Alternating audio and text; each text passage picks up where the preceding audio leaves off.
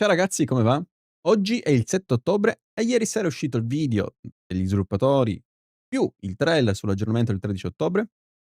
Io ancora non l'ho visto, quindi lo andiamo a vedere adesso. Il trailer dura 2 minuti, quindi ce lo guardiamo insieme, mentre il video dei dev dura 1 ora e 20. Quello lo edito a fine registrazione perché sennò diventa un trauma. Farò uno short riassuntivo e niente, direi di iniziare e non perdere altro tempo. Ok ragazzi, ci siamo.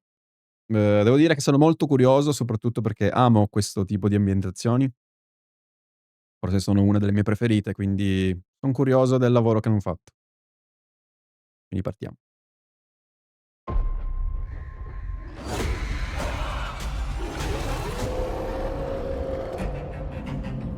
Come, wanderer. The cards foretold of your arrival. They show a dark force that guides your path. Ah, I see you thought fortune was on your side. But even the most coveted gifts can become a curse.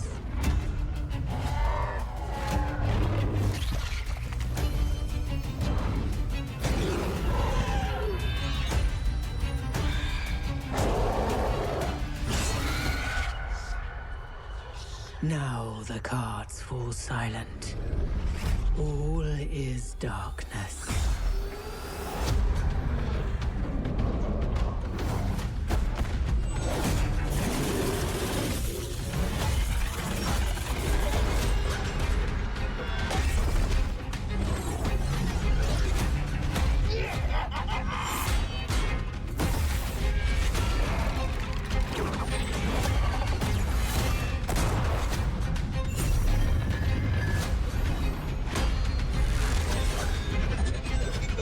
You may try to defeat the darkness, but you cannot escape the night.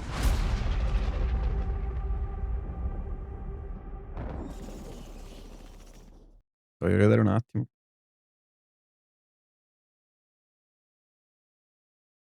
Beh, i mostri son belli belli, fatti bene. Le carte, voglio capire cosa sono 'ste carte. Questo è spettacolare. Ma si può nuotare?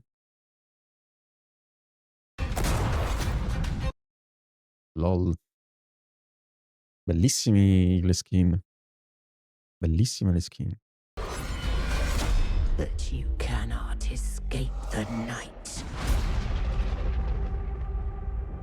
Molto interessante.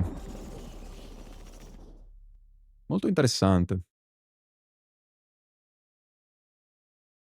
Niente, adesso andiamo a vedere il video degli sviluppatori, quindi 1 ora e 20. Mi sarà lunga, se mi vedete mezzo addormentato no scherzo, cercherò di stare attento. Comunque ci son già delle cose interessanti già nel trailer.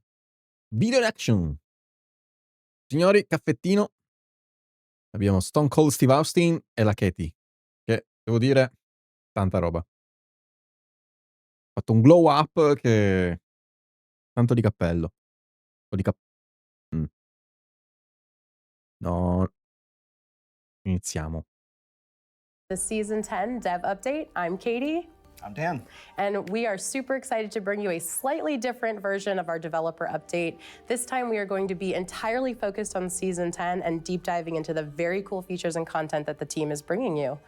So let's get into it. Dunes, very barren. This zone, Nighthaven, is quite the opposite, almost the antithesis. Yes, it is. There are large, sweeping pine tree forests with castles popping out like the teeth of a beast or something. Yes. It's a very verticality-focused zone. And it's also our love letter to classic and modern horror, where if you remember, Nightville Hollow was a very campy 80s aesthetic. Nighthaven is much more elegant, much more refined. It's a celebration of the ugly, the dark. You always use the word macabre. Perspective it is, you're gonna get things that you don't get in other zones in New World, right? You're gonna get, we have underground dungeons that we call catacombs. We have these big towering castles that are multi-layered that you get to explore throughout, and there's hidden rooms and stuff like that, and all sorts of like different gimmicks and things within them. We have you mentioned spiders. We have these spider caves that are scary, honestly, especially if you have arachnophobia. They literally make our coworkers' skin crawl. A bit. Yeah, they look so good. And then we have like all sorts of other like caves that fit different creatures that we've created for this specific zone, and more. So it's exciting, and it's brand new, and it's fresh content. So the visuals are so striking, but like, you know, Jordan and Richard, why don't you start telling us about how you developed it? Yeah, I mean, I like to think about like what you said with the diversity of the POIs in Molto belle. Tanta roba. Mi piace un sacco. Sono fatte veramente bene. Con questi tizi non li ho mai visti. In what we called the underworld. So the underworld is a completely different experience from your usual New World POIs. The moment you step in, it will feel like a very conscious, almost Souls-like journey. And you know, from moment to moment, you'll see a path ahead, but the door couldn't be open from your side. You might discover a hidden path that ultimately leads you to a high ground, which you saw, but couldn't get to before. And not to mention there's a bunch of collectibles, so you kind of have to visit every hidden places in the underworld. Yeah, and not to mention there's also very unique, distinct areas you've never seen before in New World, such as a very heavy, dark fog that just have these shadow enemies. You cannot see their health bar, no names. You can barely see them attacking you. We call them night. So, and the other part of the underworld is filled with water. You kind of have to swim underneath the water and start exploring, dodge the lasers, go through the water maze. As you do. Yeah. There's a lot of invisible secrets as well, but we'll get into that later. Yes, we will. Yeah, I think it's important to note this is the biggest zone we've done. Gimmicks. What is a gimmick? So gimmick is our in-house word for interactable. It's the things that players touch or play with. Yes. It's how you interact with the world. And it all started with verticality for the zone, right? Yeah, Nighthaven, much like I said earlier, is the opposite of Brimstone. So in Nighthaven, it's all about looking up. The most important lesson in Nighthaven is look up, and that's something really hard to teach. So It's hard to make players look up, so to solve that, you drop an axe on their head. Exactly. Yeah. We So the lightning fields was kind of like the catalyst, you know, being able to use throwables as a real means of, you know, gameplay enriching type of mechanic. What you all group has done with this zone, like, is things like this, like, hey, we've got throwables. What can we do with this? Arachnophobe, I highly recommend grabbing a Molto carina questa cosa, mi piace l'idea di avere cose interattive mentre uno gioca, quindi cose magari imprevedibili o cose lanciabili che arricchiscono il gameplay, quindi carino, ci sta. fire staff or Which are socket always ruby. conveniently placed nearby. Which Yes. I appreciate. Locked doors by magic, which Yes. we'll get into the Arcana Tarot. Yes. Let's get into it. Yeah, What is that? What's Arcana? So if you remember the ancient glyphs, we took that system and went even further with it by infusing it with the 22 major arcana, plus a few Eternian twists and secrets, and you'll go around the zone collecting those. There are special tarot towers that are spread throughout the zone, which are locked by these cards. And the Fortune Mother Anru, who is one new character, will teach you all about that. Yeah. But that's one of our other like major elements of the zone. They're also they're used in unique combinations to open the elite chests throughout the area. Yeah. We took the glyph lock system from the beast glyphs, the ancient glyphs, and now you'll find these caches throughout the zone left by the Fortune Mother, which you can unlock with unique combinations of those cards. And we went even further with hiding those cards in the zone secretly. So Yes. it's a really, really awesome long end tail of the collectible system in this zone. Often involving using jump pads, which we talked about in the last segment. But Yes. Ok, ci hanno spiegato più o meno come funzionano le carte, o meglio i tarocchi. Ci sarà un personaggio, appunto, madre della fortuna, che ci porterà a collezionarli. Funzionano un po' come i glifi visti con la patch di Rise of the Angry Earth. Carino come sistema, mi aspettavo magari qualcosa un po' più di diverso, ma da vedere un po' nel gioco. Big. Try to use jump pads and your own discovery instead of watching a 7-minute YouTube video to just figure out where all they all are, because I know you guys are all smart. You guys want to share every location, but there's certain fun and charm to go through those jump pads puzzles and explore everything yourself. I'm so glad you said that, because I think. But how about diving down? How about you swim underneath the water and dodge through lasers, finding out where the shiny golden gatherables are, and come back up to go through a water jet, which boosts you back up to higher places. You also have these interesting water elevators that lifts you up to places you couldn't reach before. And all of those combined, it's not a ton of gameplay, it's not a ton of combat, but it's an interesting way to get through your objectives. Crazy. Segnatevelo, prossimo dungeon sott'acqua. Non sbaglio se ne parlava già in passato.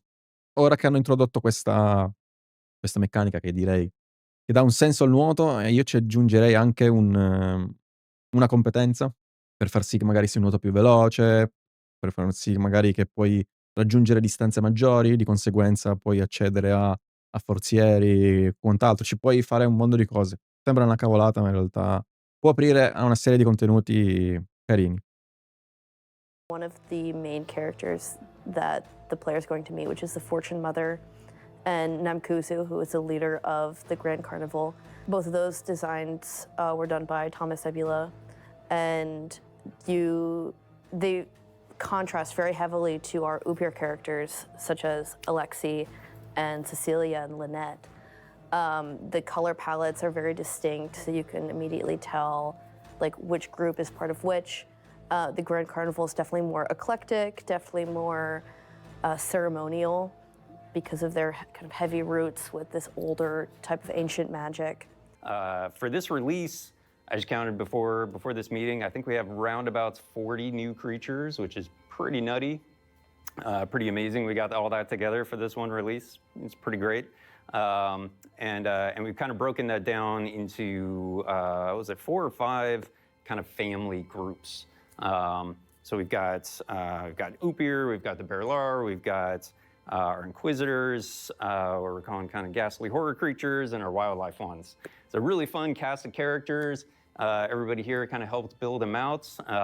And to kind of kick things off, Guanchen, you want to talk about the Upir, kind of our take on vampires of sorts? Yeah, sure, definitely. So Upir, talking about the Upir, it is the vampire-themed creature type that the player will encounter while in the adventure in the Night Haven.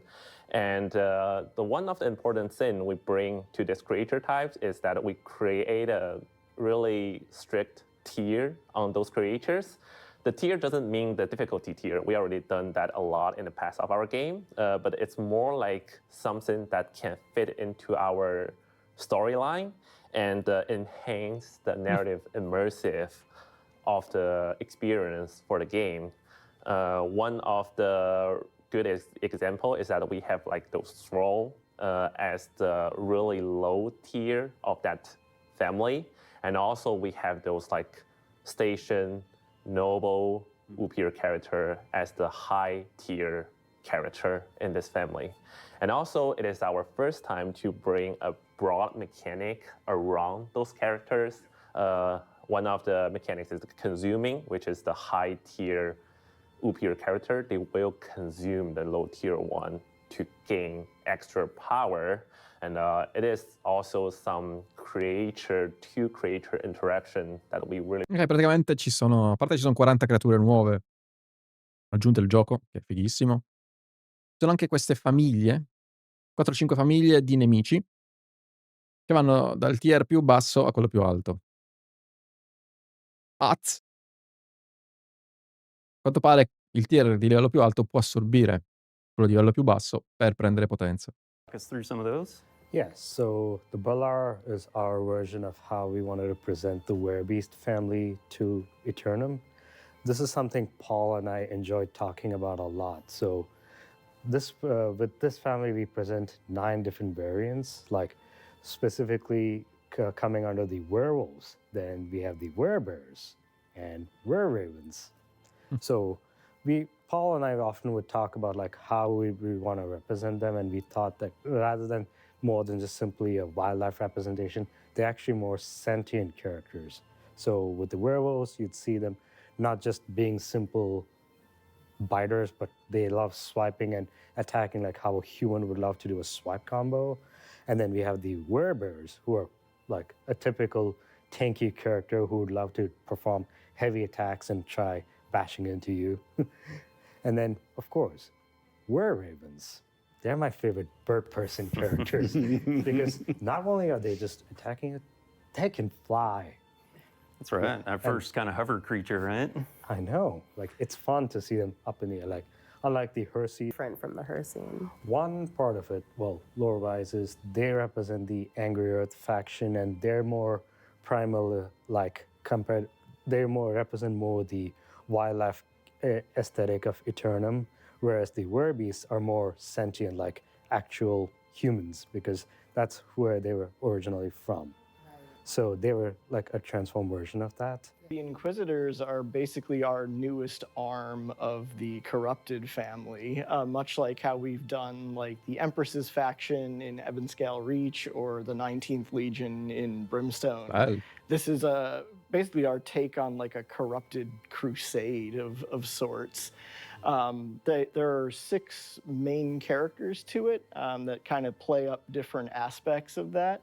There's the cleric, who kind of has like a fire staff, healer, conjurer kind of aesthetic. There's the flamekeeper, who's kind of a bare knuckle fighter, but he also has this like really oversized like censer incense burner on his back that he uses to fight with, which is real. Otherwise, we have the warden and enforcer, which are kind of like our heavy swordsmen with and without a shield. And then we have the markswoman, who's kind of akin to like our old like lost like crossbowmen, but a bit different and more themed to the Inquisitors. And then finally we have the Seraph, which is kind of this like corrupted construct that can actually do ground-based attacks, air-based attacks, and is just kind of a really potent enemy to go up against. Sounds horrible. I love it. Sono accorto dopo mezz'ora di avere la telecamera sopra i sottotitoli. Let's go, Ski. Comunque, si è fatto tardi, sta calando il sole, anzi ormai è già calato. Era un po' buio, ma continuiamo. Talking about the new raid, the Isle of Night. I've got Chad, Juan, Darren, and Krishna joining me for this conversation. Let's just go over a very high level. What's the raid? What's the journey? What is the player going to be doing? What's the story? Yeah, so Isle of Night, format-wise, is pretty similar to Hive of Gorgons. So length and format are very similar. We got 3 bosses. We've got loads of kind of trash enemies in between, some light puzzles here and there. And it's set in an entirely new part of the world.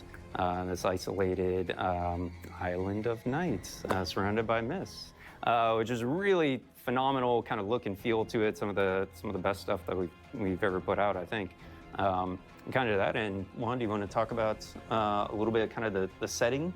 Yeah, it's gonna be a little familiar to the players because it uses a lot of like our Lost kit, but it has a little twist because it used to be like a powerful city at some point, but after everything's being destroyed, you'll see Lost and destruction together. But it's super cool. I'm excited for players. Qua una struttura l'ho già vista. And these are the like brand new, interesting mobs are in there. So like there's things that people haven't seen yet that they will see in the raid. Yeah, most of the enemies kind of lean on our we've been calling kind of our ghastly horror creature set, as well as kind of some of our Lost Knights. So the overall theming on the island is this kingdom kind of fallen to ruin, and that the actual progression through the zone is kind of battling from the docks to a fortress. If Darren, you want to kind of talk a little bit about kind of the level design of it. Sure. The thing I think the team stuck to really well was making the journey kind of upwards towards the ending tower. And the pacing is a little different from Hive of Gorgons. Hive of Gorgons was action puzzle sequence boss across 3 chapters. This time we decided to focus in on one real puzzle sequence that is randomized every time, so you can't necessarily learn it. I think it came out really well. The team put a lot of work into it. Yeah, and the kind of overall story of it is effectively this kingdom that was protecting this powerful ancient relic, the Spear of Longinus, and how the rulers and the inhabitants fell lost, and the city kind of went to ruin and chaos. And now there's this new enemy there trying to seize the power of this relic and take over the island. And players, of course, have to heroically stop them. And that kind of leads into talking about some of our bosses. So as the players arrive on the docks, they're greeted by our first boss, the Jester. It's a really interesting design. Christian, if you want to talk a little bit about kind of how he looks and functions. Well, think of it like you just walked into a carnival and ran into a random clown. That's who you're fighting. This is indeed one of our most puzzling boss fights ever. Like, not just in terms of mechanics, but even the arena itself, like a massive square footage. Yeah, it's a thing. It's far and away the biggest boss room arena that we've ever even tried to make. It's huge. Actually, it kind of exists as 3 individual kind of boss areas. And the Jester is kind of pulling tricks and moving around between them. A lot of tricks. Yeah. Very fun. Yeah. And really requires a lot of teamwork to understand where they need to go and how they need to respond to all these different tricks that the Jester is pulling off. From a kind of a role and kind of what's demanded of the player side of things, we definitely wanted to keep a lot of viability across a bunch of different builds available to players. So none of the fights really demand a strict composition of players.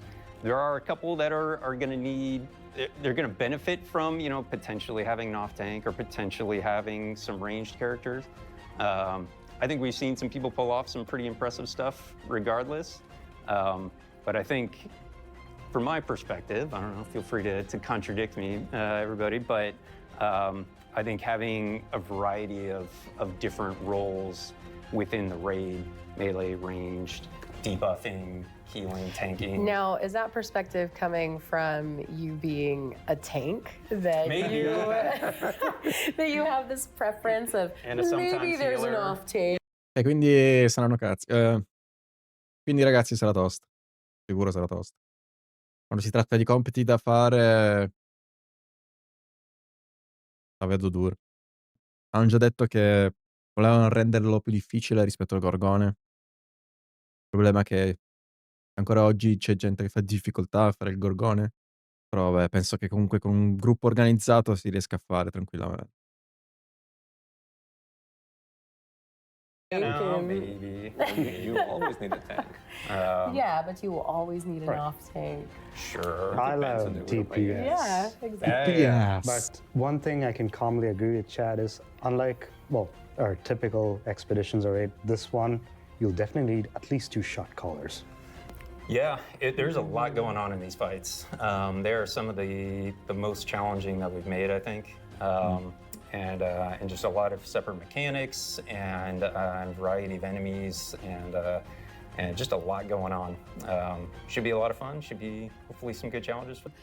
Is there like a mixture of enemy types in there, or is it one particular kind of enemy? We Just mentioned Lost. Lost. Okay, Yep. so if I'm gearing up and I'm concerned about any kind of perk I have that's nature, doesn't matter. Corrupted doesn't matter, Nope. but Lost. Just go Okay. full on Lost. The thing we're very excited about in season 10, which is catacombs. So to help. So that's why we have things like every room in the catacombs has floor-to-ceiling walls. All of the corridors have bends in them, so you can't just see straight down the whole way.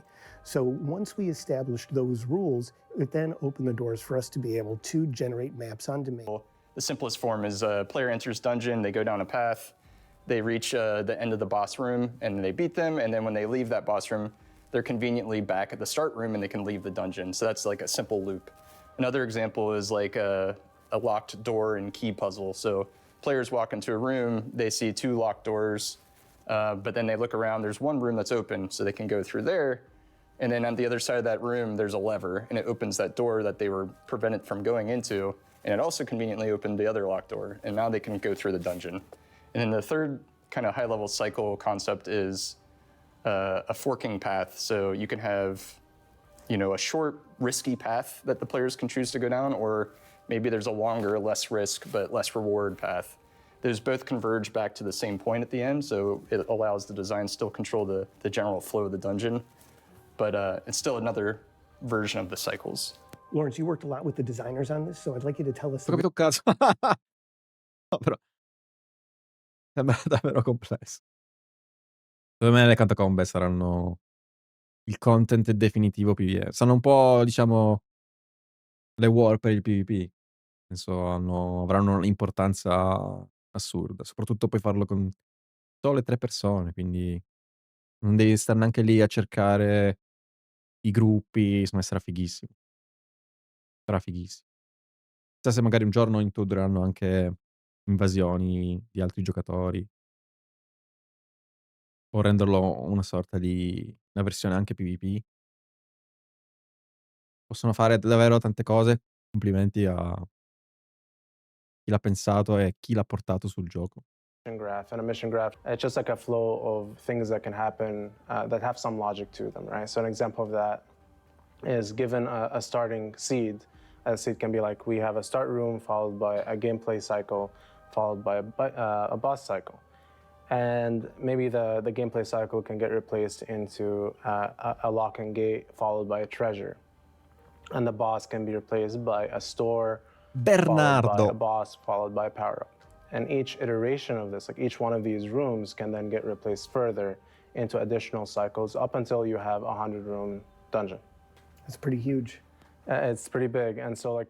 And we'd be able to render all the rooms and the layout on your screen. And this made it really easy for designers to iterate because they could go into their database and tweak. Queste son cose ovviamente per chi capisce di informatica. Noi comuni mortali vedi sta roba e dici: "Boh". Però questo è molto importante perché se riescono a fare questo, significa non avere limiti. Fare qualsiasi cosa all'interno del gioco. Son contento che dopo 4 anni, ci sia gente che col tempo ha sviluppato questa competenza, perché penso che 4 anni fa queste cose, per com'era l'andazzo degli sviluppatori, che erano bug, ancora adesso ci sono, però bene o male c'è un netto miglioramento, quindi questo è molto importante. Segna forse una nuova era per il gioco. Some numbers and their seed graphs. Dungeons, we love dungeons. We wanted to know what a more replayable version of dungeons would be like. Chad, why don't you start? Yeah, so kind of to your point, I mean, I think one of the most interesting aspects of this game mode when we first started talking about it was taking all these pieces that we have from the game and turning it into a really dynamic format that's going to be different every time you do it, that's going to be a relatively short duration, where it's a 30-minute timer, so it's a capped experience length. You know, kind of random generation, variety of enemies, pulling in everything that we've got basically, or nearly everything, as much as we could squeeze into this build. And yeah, giving players a little bit of a smaller, more intimate experience. So only 3 players max, but allowing people get in very quickly. We don't want people sitting around waiting for a queue to pop for, you know, minutes or hours or anything. Yeah, fallo coi random. When you queue up, if you're the only one, you go in. I think within a minute, pretty much, and then you'll get backfilled people as they become available.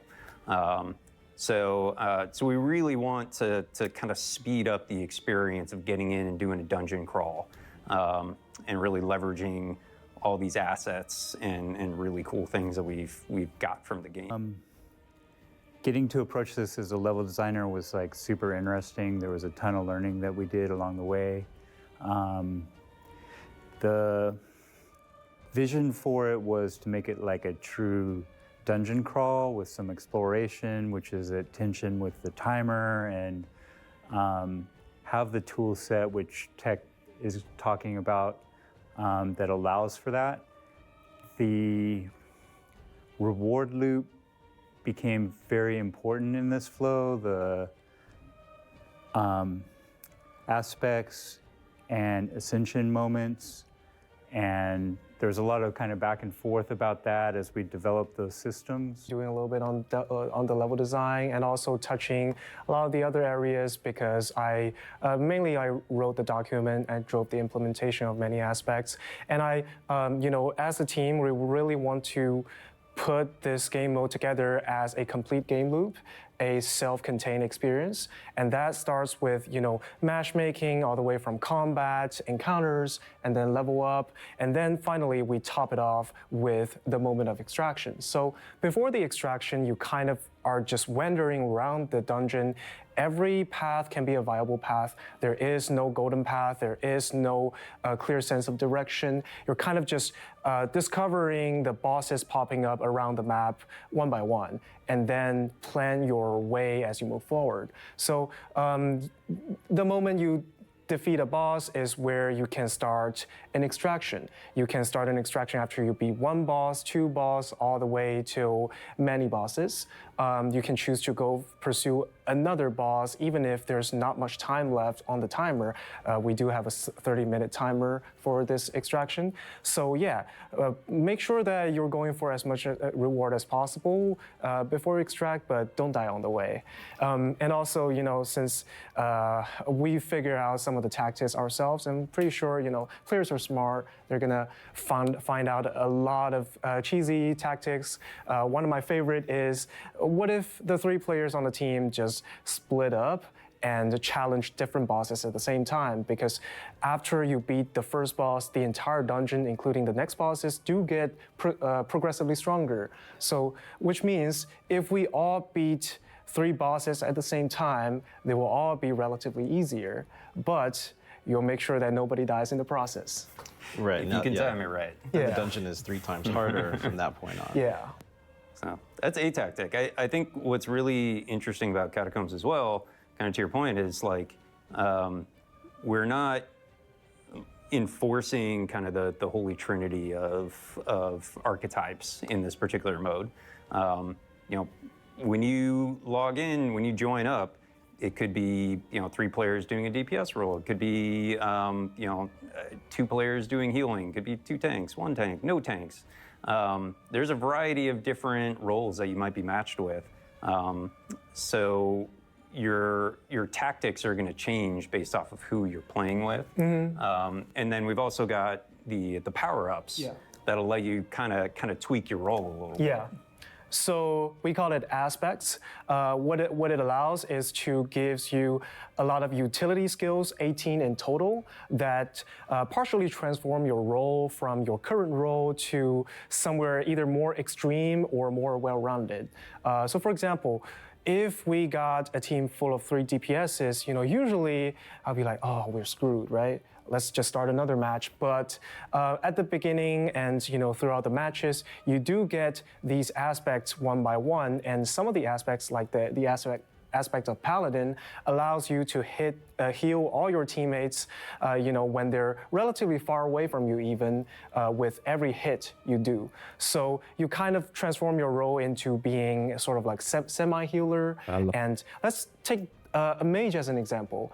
If I am in a mage build and both of my teammates are DPSs, I can either go all out on a mage build, or I can go for a paladin/reaper build to empower my teammates and let them heal throughout my combat, or I can even choose aspects such as mana ward and all of the spell warden aspects to make myself a semi-tank. I will do relatively less damage, but I will have incredible tanky moment-to-moment these moments. And yeah, so I'll basically tank a lot of monsters to enable my teammate to do the damage. And just so it's clear, because it's a bit clear from context, but what are aspects and ascensions? So the ascensions are effectively health and damage increases. Yeah. I think we did, 10%? Yeah. So The players are increasing their health and power through the ascensions. And as you mentioned earlier, every time you defeat a boss, they get a large jump in health and damage as well. So the players kind of trying to keep up with the bosses through ascensions while the bosses are also increasing in their power. There's 6 potential bosses within a Catacombs run. The rewards increase significantly for each boss that you manage to defeat. There's 2 resources that you might get out of it. There's sterling as well as crowns. The sterling you're getting for every single boss. The crowns start at boss 2 and ramp up from there. As far as like difficulty progression goes, the way we've kind of, our concept of the tuning is to effectively make it such that the first boss and probably the second boss are pretty approachable for the average player. For most players, they'll probably be able to take out 1 and 2 bosses pretty consistently. The third is probably where a casual player is gonna get a little friction. They're gonna be starting to run out of time. It's gonna be a little bit tight, a little bit tough. For more hardcore players, we're probably expecting them to be able to knock out 4 or 5 bosses. Don't ever underestimate the power of hardcore players. They'll probably beat boss 6 in the first day. They might, it's possible. That 6 boss is really, really ramped up in power and everything. So I think you gotta have just a really clean, really, really good run to get that in time, because remember, you're always fighting the time. As well as just not getting hit, because that thing just hits like a truck. Well, I think it came together great. Bellissima, le catacombe sono davvero fighe. Mi piace anche l'idea di mettere potenziamenti che cambiano il tuo ruolo, quindi o comunque ti indirizzano verso quello che manca, quindi se manca un healer potrai curarti in qualche modo, manca un tank, quindi magari ci saranno questi potenziamenti che ti aiuteranno a risolvere un po' il problema. Credo che la cosa dei random, nel senso che entra la gente, per carità, se puoi farmare, farmi, nel senso se si può battere 1 o 2 boss anche con i random, perché no? Bisogna vedere il valore delle ricompense. Se si vuole andare oltre sicuramente ci vuole un team organizzato. Bellissime. Well, we'll tee it up with the easy one first, the season pass. Absolutely. So this season pass is oversized. Most season passes have 1 or 2 armor sets. This one has 4 and a couple other things on top of that. We're bringing back a mount to this season pass. Some of the coolest skins I've seen are in this pass as well. And I say that a lot, but really, I'm really excited for a few of these. But I want to ask you guys, what are you excited for in this pass specifically? Fox mount. That is a great one. There is no other foxes in the game, so that is something that you're going to get. I think it's 100 in the pass, but I'd have to double check that. Really nice to have mounts back in the pass. What about you guys? I like the Celestial Seraphim set. That's another great one. Hard one to say. It's a hard one to say, but it's a cool looking set. Mine is the Cosmic Moon set. It has a really dope face. That is my favorite. Like the cape on that one looks wonderful. We're gonna have Mamma mia. screenshots in the video right here, so you should see it right about now. Particolare. Right? Yes. Cool. Thank you. Really look forward to seeing what you guys think about these. I think you're gonna be pleasantly surprised. I think our artists killed these items, so keep an eye out for this. If you hadn't heard. Yes, 800 gear score. There's a lot of sweeping changes in here. There's a few things we really wanted to hit. We're going to talk about a lot here. This is a very meat and potatoes segment for the in-game progression. Some of the goals that we really wanted to hit for this is we wanted to make sure we felt like even some of the older gear still stayed viable. So yes, we're adding new systems, we're adding set bonuses, infix, we're going to get into those. But we also wanted to make some of the old gear, like the illegal perk combos, still feel viable so you can level those up. So we really focused with the umbral system to allow all gear to be leveled up. And again, we'll talk about more details on that. Vabbè, le Umbra Shard le abbiamo già viste in passato. Non so perché l'hanno rimosse, per me era già un sistema che funzionava, dal momento che ti permetteva di usare qualsiasi oggetto, anche quelli vecchi. Quando ci sono di toglierlo, adesso l'hanno rimesso. Bene o male funziona allo stesso modo in realtà. Avevamo parlato come se fosse una cosa diversa, ovvero una rivoluzione, un 2.0, in realtà è la stessa cosa di prima. Solo che ovviamente sarà più limitato. Prima ne avevi quantità, li potevi farmare con le spedizioni. Ora sicuramente sarà da valutare bene dove usarli. We're the whole, we've pulled out all the perks that used to be on the attributes like Soldier, Ranger. Those are all pulled off of all the existing items, and all attributes are purely gained through leveling and the consumable foods that grant attributes.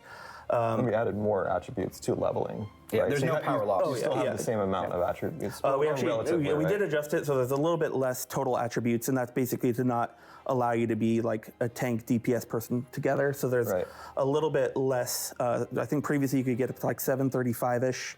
Now it's around like 530-ish. So you can't go 500 dex and 200 strength anymore. So that was done because we've also increased the scaling, or not increased, adjusted the scaling on all the weapons. So all the weapons that previously only had one attribute that they scaled with now have two, and the ones that had two kind of have adjusted amounts of how much the two scales with, and so it allows for wider variety of build combinations and kind of making it so you can customize where your attributes go, and those you can kind of fine tune it to maximize any potential combination you want. We also want to talk about the perk pass that you did. There was one perk. Ok, hanno ridimensionato gli attributi, quindi sarà un po' più equilibrato. Ci sta, perché sennò diventava... Era la mia preoccupazione in base al gear score. Quindi bene o male si mantiene la stessa quantità di attributi da distribuire. Quindi sempre un 300-200, comunque siamo lì. Un 350-150. Quindi non si va oltre, meno male. Ok, se ho capito bene, le armi che avevano un solo scaling, quindi mettiamo per esempio l'arco, sarà accompagnato da un altro tipo. Quindi non sarà solo più destrezza, ma magari sarà destrezza e forza. Martello avrà forza e destrezza. O forza e concentrazione, non lo so. Customize where your attributes go, and those you can kind of fine tune it to maximize any potential combination you want. We also want to talk about the perk pass that you did. There was one perk specifically, the Hardy perk on rings.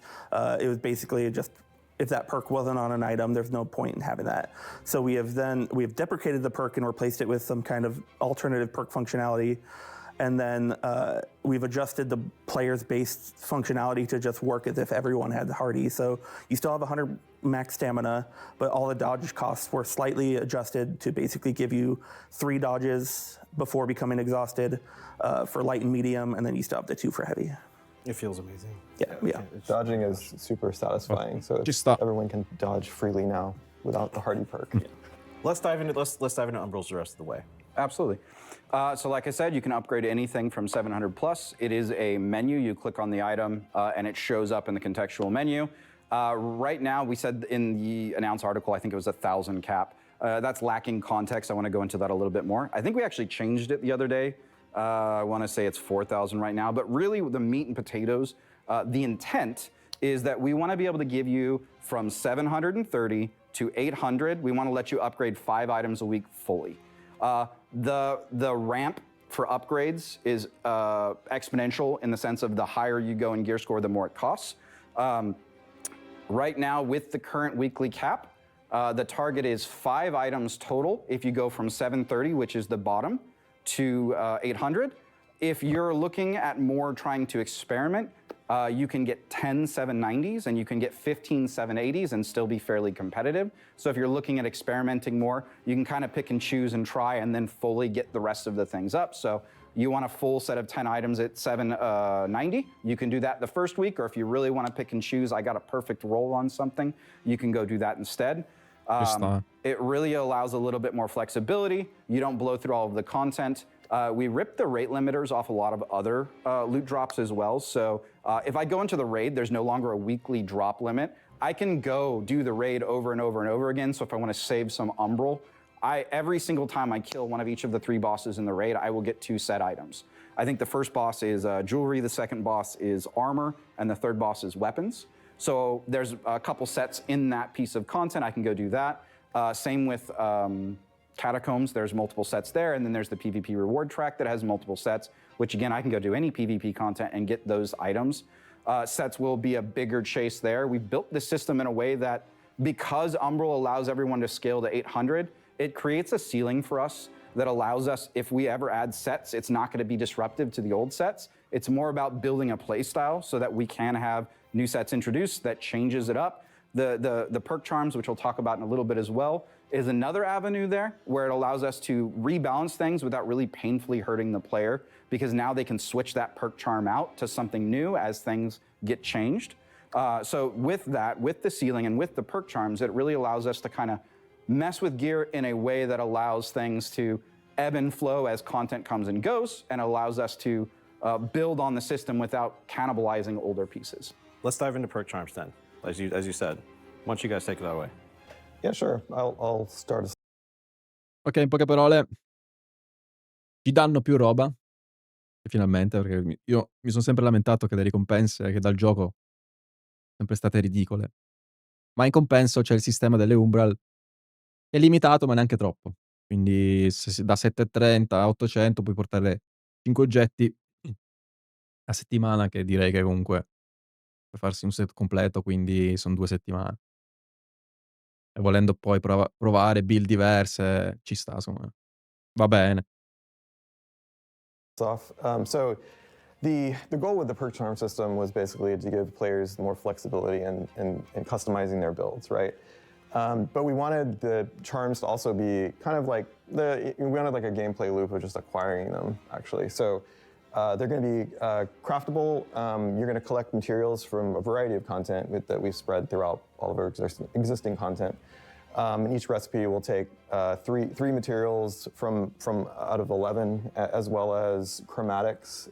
So the chromatics you already have, you can use, and we lower the price of chromatics as well. Yeah, the chromatics are 2,000 gold right now, and they no longer have a weekly limit, so you can buy as many as you want. So you can just keep getting them from, I think the faction shop is what it is, if I remember correctly. Yeah, still pricey, but not something that's terrible, and you can get a lot of those without having to worry. And that will be one of the bigger coin sinks for this, for Nighthaven. Yeah, and we have 4 types. So gems we already had, and those continue to be slottable as before. We did do some balance on gems, which you can get into when we get to that. And then we have offensive charms that have more offensive utility, defensive, and then skill are like the ability perks that we had before are now always slottable. So the idea is you can mix and match those like freely. Yeah, and previously those weapon mastery perks were actually not too desired on items, because when you're like making a set and you get a roll and it's like a chess piece with a Warhammer perk on it, if you weren't using a Warhammer, it'd be kind of a waste of a drop, and it was just an instant scrap. So now you'll have a slot, and you can fill that slot with whatever ability for that specific weapon you want out of the 12 active abilities. You can just pick one and just go with it and mix up whatever builds, and it makes it way easier to pivot and it creates like really interesting combinations. On top of that, the way that perk charms roll is that you can get a mix and match. I think you can only ever get 1 gem socket, if I remember correctly, but you could potentially get 2 offensive sockets. Sometimes they're populated when you get that roll in that item. And I do want to call out, we set up to 4 sockets. That includes gems. So when it rolls, it could be a gem slot, 2 offensive slots, and a weapon skill slot. The only way to get the 4 socket items is from M3s.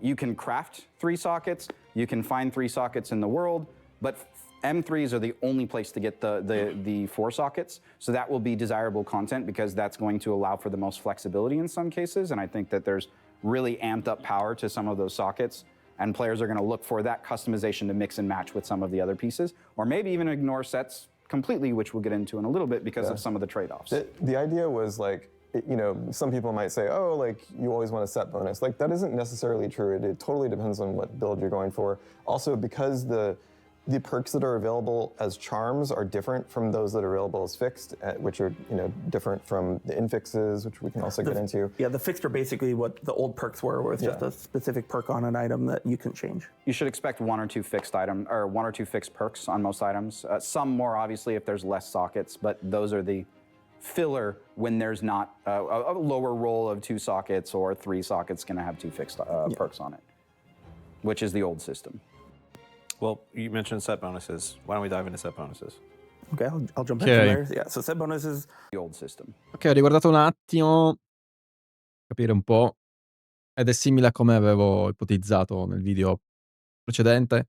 Quindi abbiamo questi slot che possono essere anche 2 offensivi, quindi non c'è per forza il offensivo, difensivo, abilità. Possiamo craftarne 3, possiamo trovarne 3, ma per averne 4 bisogna per forza farle M3, quindi stanno cercando di valorizzare le spedizioni e ci sta.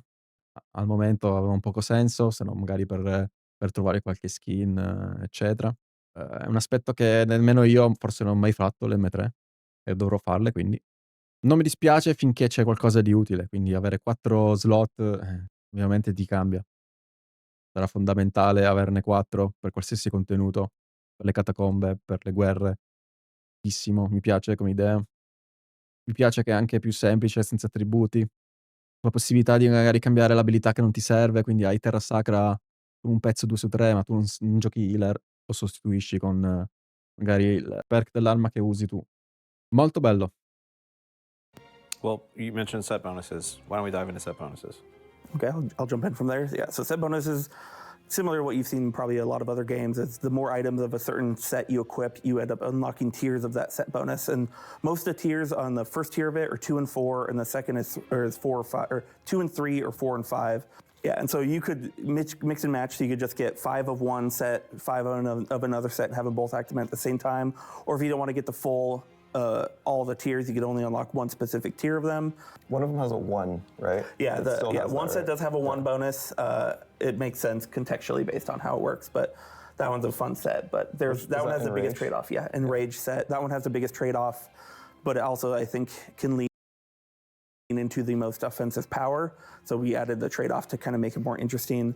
But that's where the set bonus is pretty cool, because you could actually, with it 1, 3, and 5, you would actually just get like 1 and 3 and not get the 5 bonus, and then free up some other set bonuses to combine with. Can we give them, the viewers, what that set is? Do you know? Yeah, so the Enrage set, the first tier of it, you basically, every time you hit a target, you gain a damage bonus, but you also take additional damage, half of what the damage bonus is. So I think, I don't remember the exact values, but I think it was you get a 2% damage bonus per stack, and then a 1% increased damage taken per stack. And then that goes up to 10 stacks, and then the additional tiers will increase that to 15 and 25 stacks. And then they also have additional benefits where you gain more stacks quicker based on different attacks. And then all the infixes for that bonus will actually lean into that and give you benefits. So one of my favorite ones is I like you nearby you, but it does cost you some of your stacks. We should mention what infixes are. Yeah, I was going to say, for context, infixes are really strong perks that can drop in certain areas of the game with those set pieces, sometimes on them, sometimes on normal pieces of gear with just sockets and not the set bonuses. And it's going to be kind of a way for you to mix and match some of those sets with normal items.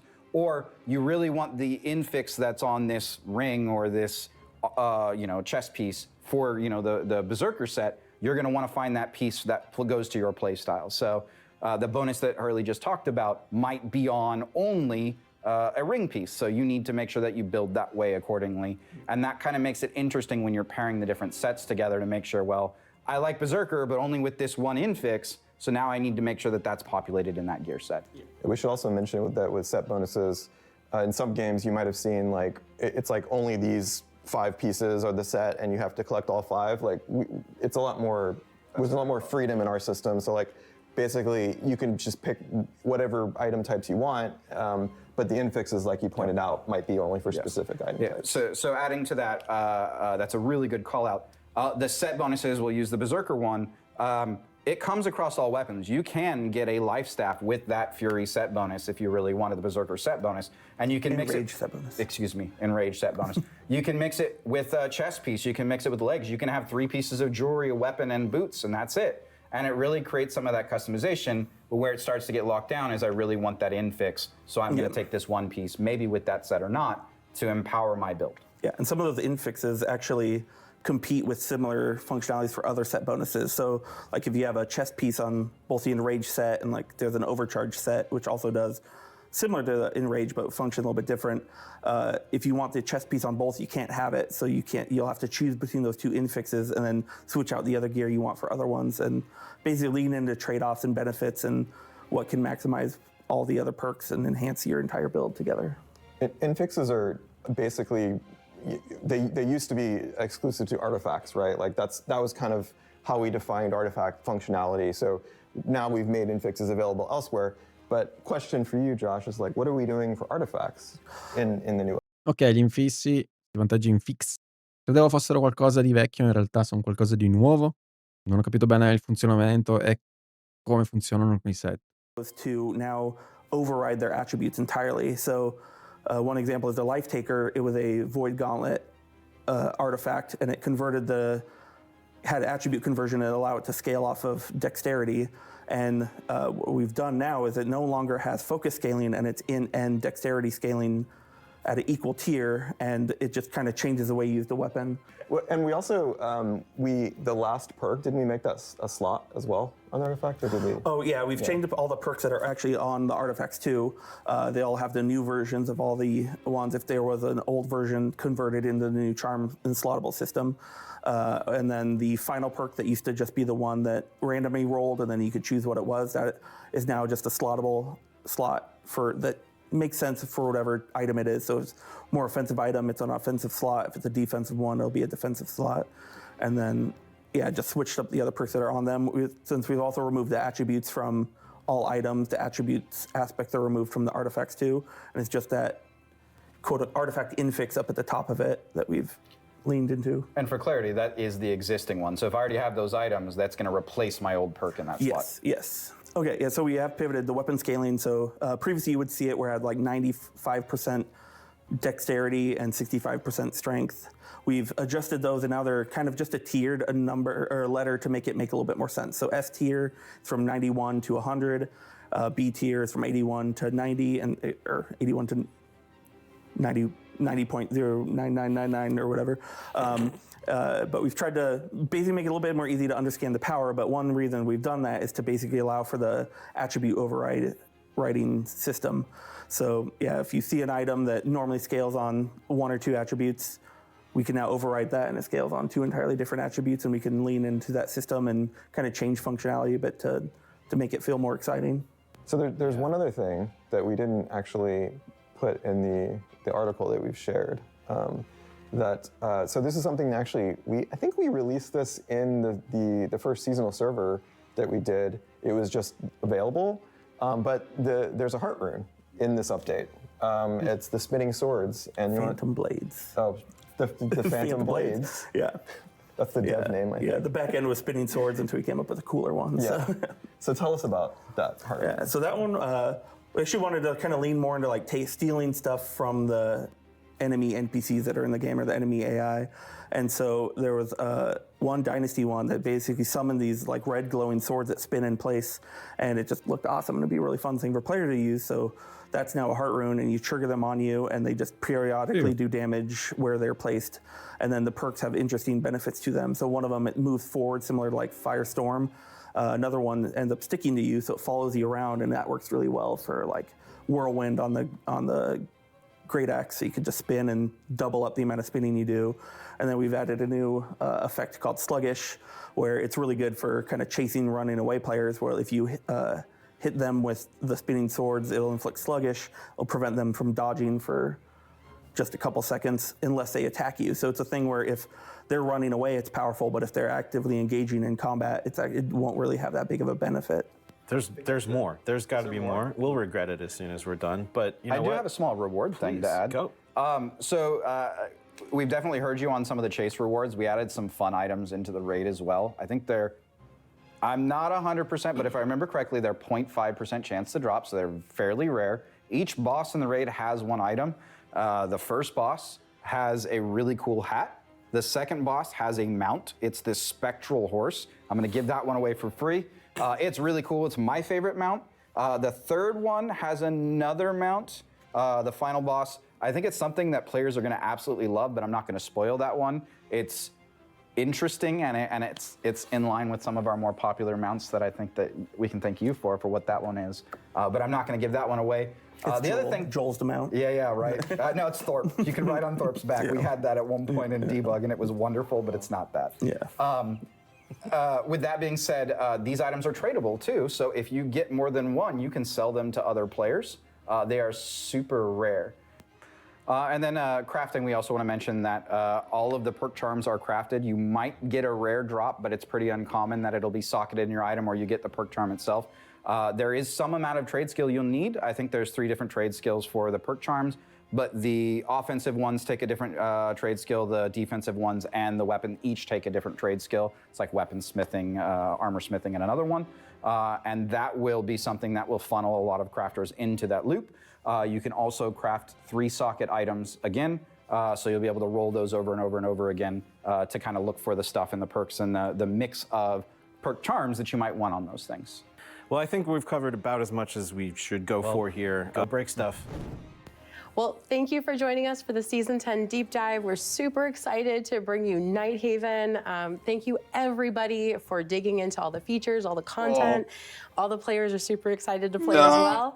And I guess the last thing to say is, we'll see you in Nighthaven.